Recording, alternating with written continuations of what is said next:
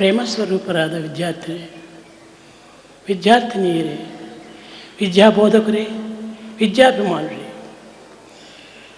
ಪ್ರಾಚೀನ ಕಾಲದಿಂದ ನಮ್ಮ ಭಾರತ ದೇಶ ಎಲ್ಲ ವಿಷಯಗಳ ಮೇಲೆ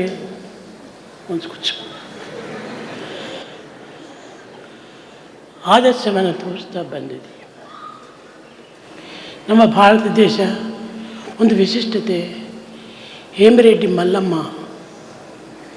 ಅವರು ತುಂಬ ದೊಡ್ಡ ಭಕ್ತರು. ಅವರು ವರ್ಣಿಸಿದರು, ಜಗದಗಲ ಮಿಗಿಗಲ ಜಗದಗಲ ಮಿಗಿಯಗಲ ನಿಮ್ಮಗಲ ಪಾತಾಳದಿಂದ ತತ್ತ ನಿಮ್ಮ ಶ್ರೀಚರಣ ಮಕುಟ ಪಾದ ಭಿನ್ನಾವಿ ಲೋಕೇಶ ಬ್ರಹ್ಮಾಂಡ ಬಿತ್ತಯೋ ಭಜಪ್ರಾಂತ ಬಿದಂತಾನಾಂ ಭೂತಾಯ ಪತಯೇ ನಮಃ.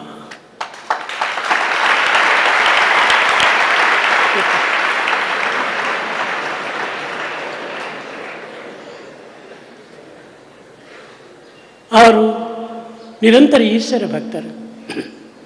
ಪ್ರಾಚೀನ ಕಾಲದಿಂದ ನಮ್ಮ ಭಾರತ ದೇಶದಲ್ಲಿ ಭಕ್ತಿ ಪ್ರಪತ್ತಿನಿಂದಾನೇ ಕಾಪಾಡಿಕೊಂಡು ಬರ್ತಾ ಇದೆ ಭಾರತ ದೇಶವನ್ನು.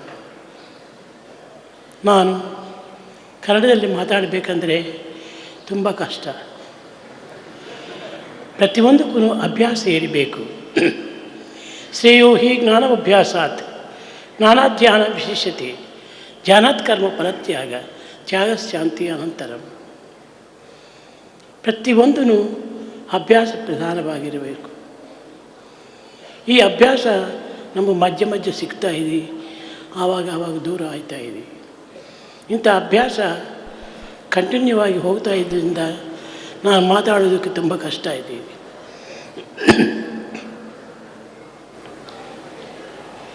ಚಿಕ್ಕ ಮಕ್ಕಳು ಎಷ್ಟೋ ಸುಂದರವಾಗಿ ಸುಲಭವಾಗಿ ಅನಂತವಾದ ಆತ್ಮನ್ನು ವರ್ಣಿಸಿದರು.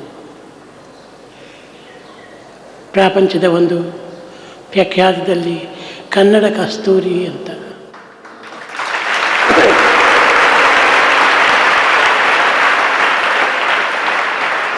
ಆ ಕಸ್ತೂರಿ ಅವರು ನಮ್ಮ ಹತ್ರ 30 ವರ್ಷ ಸನಾತನ ಸಾಧನೆ ಎಡಿಟರಾಗಿದ್ದರು.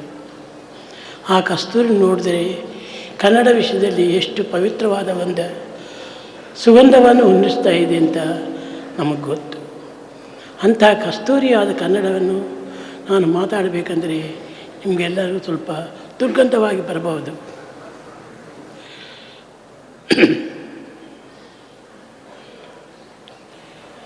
ಅಡಿಕೆ, ಮುದ್ದನಹಳ್ಳಿ ಈ ಎರಡು ಕಡೆ ನಾರಾಯಣ ಭಟ್ರು ಎಷ್ಟೋ ಕಷ್ಟಪಟ್ಟು ಚೆನ್ನಾಗಿ ಅಭಿವೃದ್ಧಿ ಮಾಡಿದರು.